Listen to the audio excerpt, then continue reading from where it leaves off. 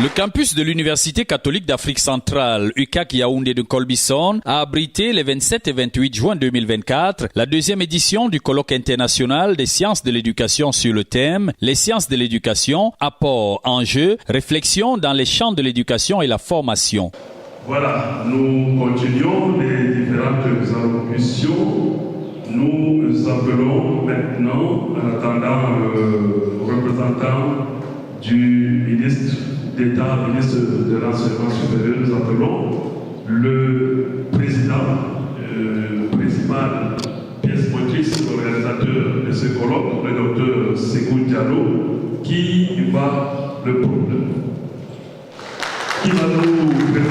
l'articulation de ce colloque international. Thank you, Professor. I think as the previous interviewer said, yes, the teacher remains an important variable of the transformation of the world. I think that's what I think. Now, with our Tajuk, we are going to give the floor to the president of the International Association of Lecturers of Science of Education for his presentation of various themes. And after that, we are going to continue with the inaugural conference. So, Professor, you have the floor. Bonjour à tous. Tout d'abord, je tiens à saluer Madame la représentante du ministre. On attendait qu'il n'est pas encore là. Madame Dr Yebagali, qui avait confié la participation à ce colloque. Mais également le doyen qui est ici assis, le doyen directeur de l'UCAC, de l'Université catholique de Yaoundé, Abbé Djoumi, qui m'a accueilli le jeudi passé, un homme calme, un homme posé, un homme d'une grande culture. Et le voir ici, ça me fait un grand plaisir quand on sait ce que l'Église a fait dans l'éducation depuis le Moyen-Âge avec les grands courants, les grands philosophes d'Église comme saint Thomas d'Aquin, comme saint Augustin, qui étaient des hommes d'Église et qui étaient des grands intellectuels et que nous connaissons, et parmi d'autres, comme Rabelais, etc., etc. Là aujourd'hui, il me plaît d'être ici au Cameroun, ce grand pays. J'ai préparé quelques mots, crier ça, je ne suis pas fort dans les discours. Mais également remercier M. Apollinaire, qui est ici assis, qui représente l'UNESCO. L'UNESCO qu'on ne présente plus. On sait que c'est une grande organisation qui œuvre dans l'éducation dans le monde international, en Afrique. Et je me dis qu'à chaque fois qu'on organise un colloque, il faut que l'UNESCO soit à nos côtés. Ça, c'est une chose qui est naturelle. Donc, soyez les bienvenus, M. Tchabeni, ici avec nous. Mais également, saluer Madame Toufel, qui est ici, Tofre, qui est ici, représentante du délégué régional de la formation professionnelle ici au Cameroun. Et ça me fait un plaisir de voir ici nous rejoindre.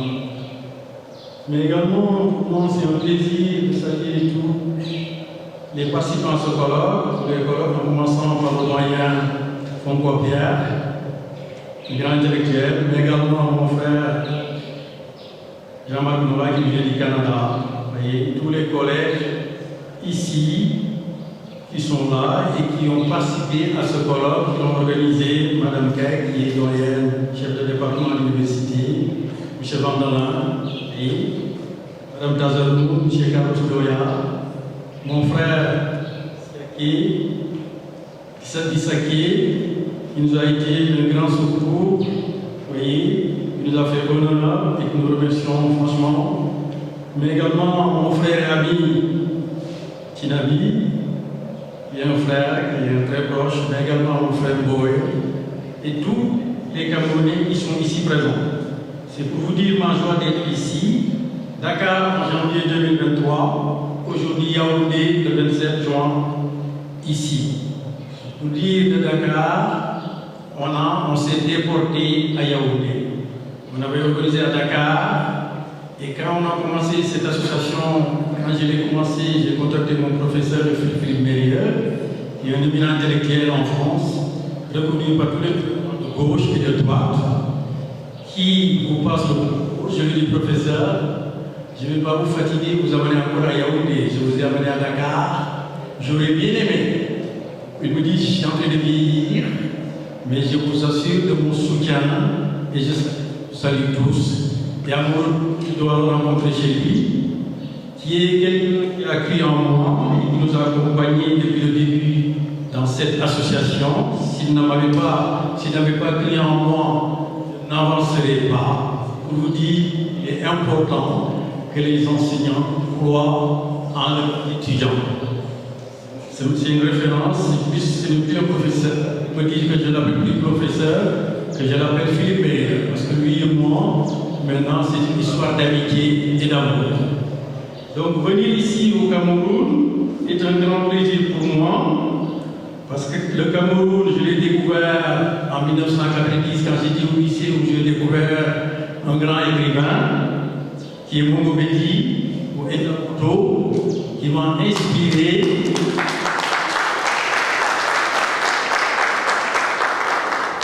Et donc je lisais tous ses ouvrages au Centre culturel français de Dakar.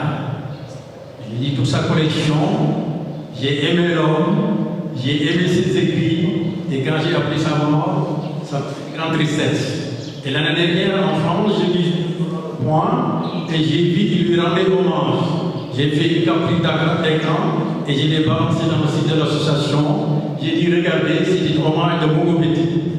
Comme quoi, les grands ne meurent jamais. Donc, venir ici au Cameroun, c'est rencontrer plus que des collègues, c'est des frères et des sœurs avec qui on a commencé à travailler dans l'association et qui se sont révélés être des gens formidables, des gens qui de cœur, mais également des gens d'esprit, qui font qu'aujourd'hui, je me sens camerounais.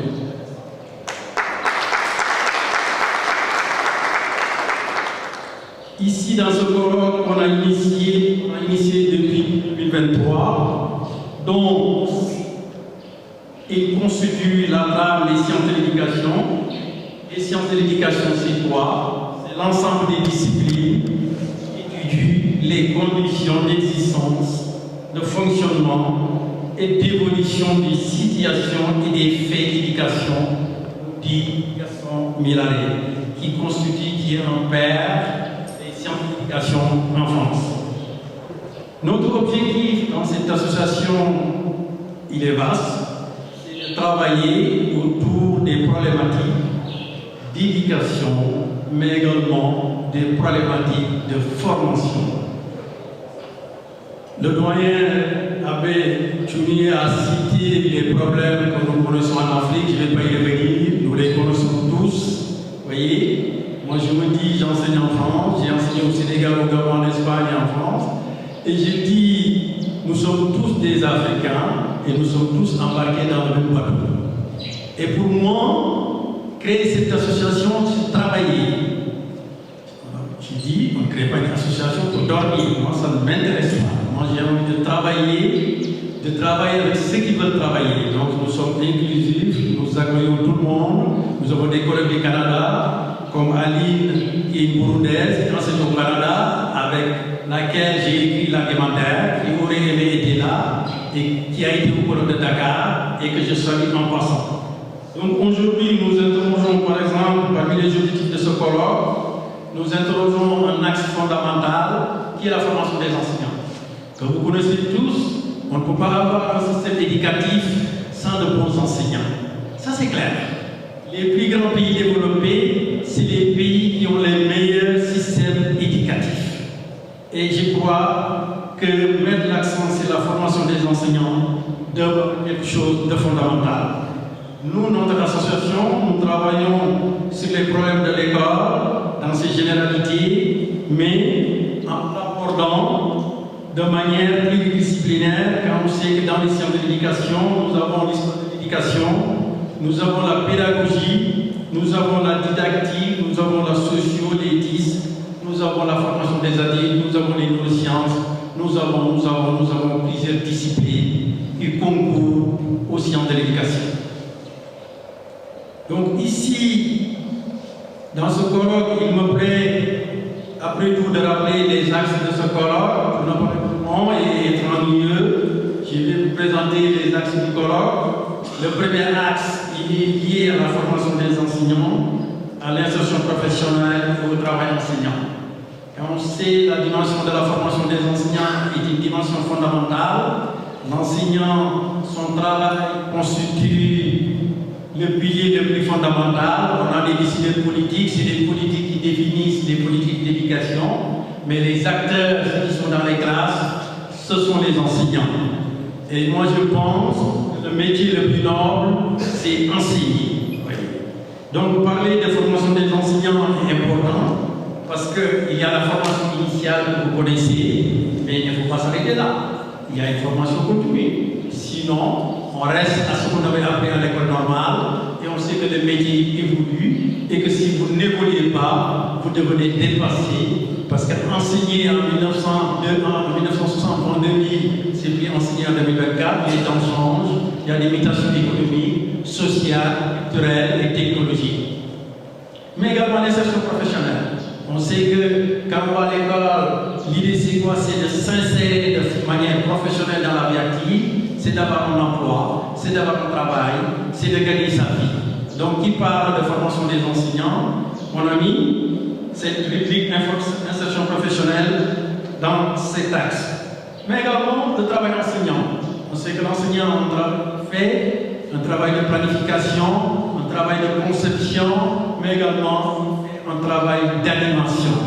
L'enseignant anime des cours, et ça c'est évident. Il y a un travail en amont et il y a un travail qui réalise au sein de la classe. L'enseignant, et pourtant on nous dit en France, on a trop de vacances. Je ne sais pas comment ça se passe au Cameroun. Vous voyez, ils nous disent aussi en France que les enseignants ont trop de vacances. Ils savent pas que les enseignants, ils travaillent à la maison et ils travaillent même pendant les vacances. Dans l'axe 2, nous avons les systèmes éducatifs, politique éducative, inégalité sociale scolaire. On sait que les systèmes éducatifs sont construits par les États, les politiques éducatives sont déterminées par les autorités politiques. C'est eux les décideurs qui définissent la politique éducative de chaque pays. Au-delà de cela, nous avons les inégalités que nous connaissons tous. Nous n'avons pas tous la même chance d'aller à l'école. Nous avons des enfants, quand je pars au Sénégal, à Dakar, je vois des enfants de 4 ans, de 5 ans dans les rues qui m'ont dit, je suis effondré. Vous voyez des enfants qui n'ont pas accès à l'école, ça fait mal. Voyez. Et c'est l'école qui donne ce qu'on appelle, comme le dit la philosophe Aretha Franklin, mais également la philosophe américaine. Aller à l'école, c'est permettre de disposer de capacités. C'est permettre aux jeunes et aux enfants demain de prendre en main leur destin et de réaliser leurs rêves. On sait que l'école octroie ce qu'on appelle les positions sociales. Mais malheureusement, il y a toutes ces inégalités sociales et inégalités scolaires. Il parle d'inégalités sociales, entraîne ce qu'on appelle les inégalités scolaires, avec les parents qui ont les moyens de emmener les enfants et certains parents qui n'ont pas les moyens de mettre l'enfant à l'école. Ça, c'est des souvenirs de mon enfance. Quand j'allais à l'école, tous les jours, c'est comme si hier. Quand ma mère me prenait dans la mer pour m'emmener à l'école, parce que moi j'ai été éduqué par ma mère. Mon père est mort quand j'avais 6 mois. Et il nous disait avec mon grand frère qui a Paris, apprenez, c'est sur vous que je comptais. Nous, quand on est à l'école, on savait qu'on devait apprendre. Et c'est ce que j'ai dit à mes filles. La chose la plus merveilleuse aujourd'hui, c'est l'école. Voyez, l'école, c'est ça qui réalise les enfants. C'est l'école qui réalise les rêves, c'est l'école qui réalise les destins. Et dans le troisième axe, nous avons pédagogie didactique et évaluation des apprentissages. On sait que la pédagogie, c'est l'art de conduire un enseignement. La pédagogie, c'est l'art de conduire une classe.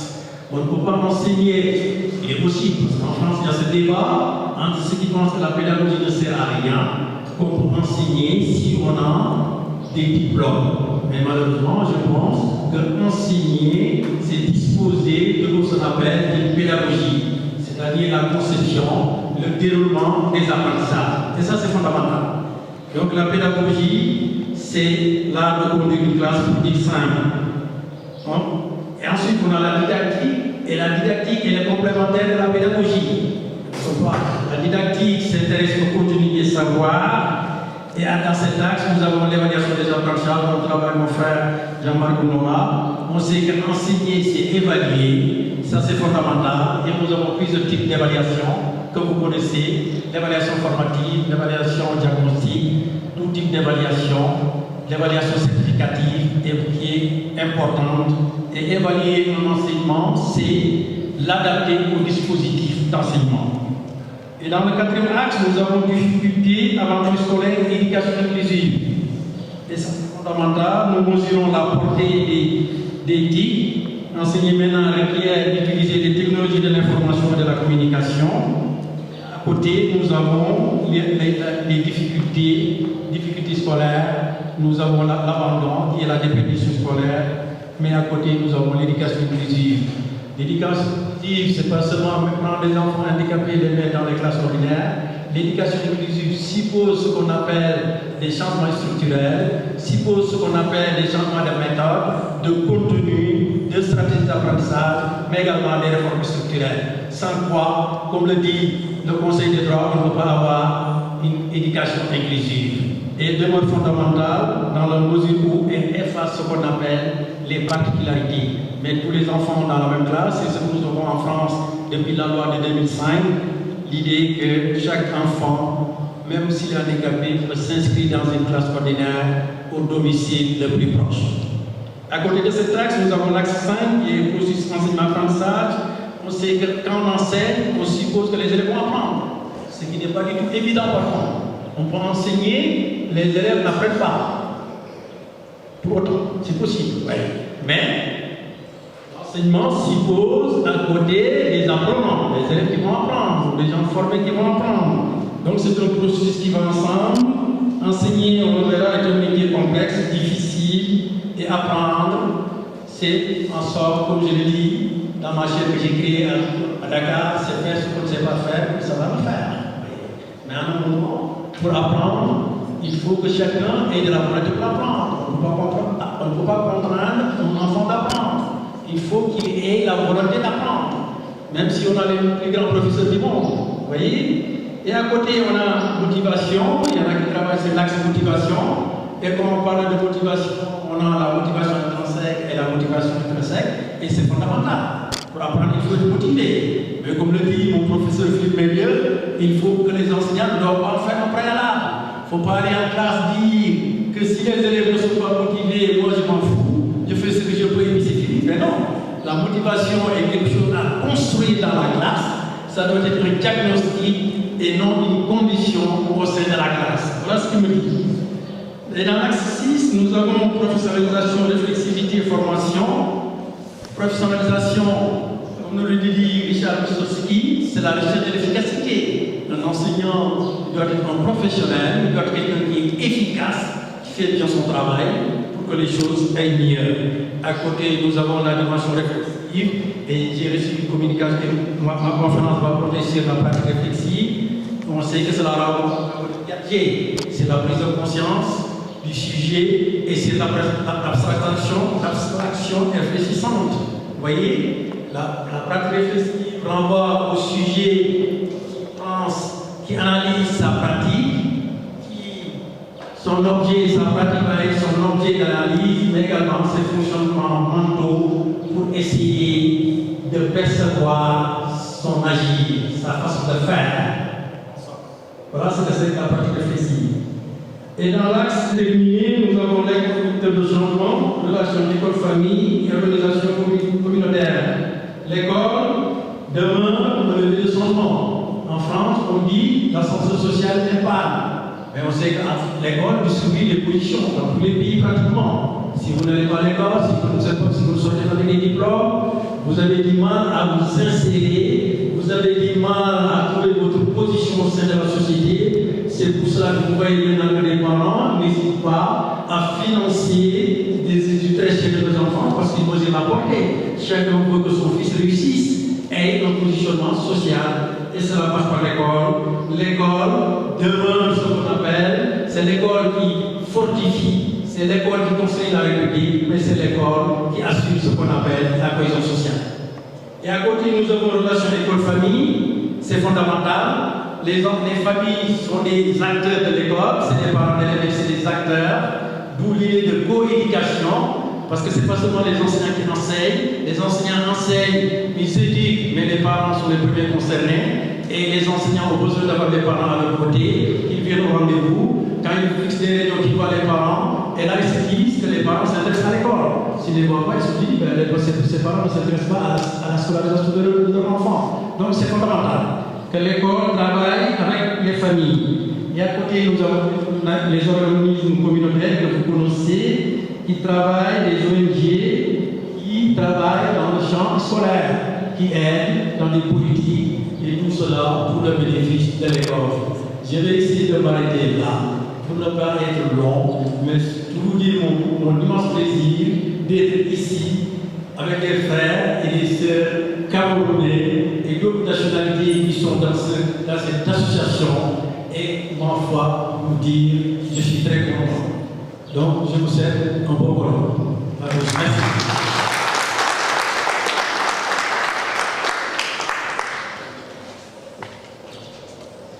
Voilà, nous disons sincèrement merci au Dr Sékou Diallo, qui est le principal responsable de l'organisation de cette 9e édition du Colloque international qui est ici à Yaoundé. Bu leen fàtte aimer vidéo bi abonné ak activer cloche de notification bi ngir mën a jàppale chaîne bi.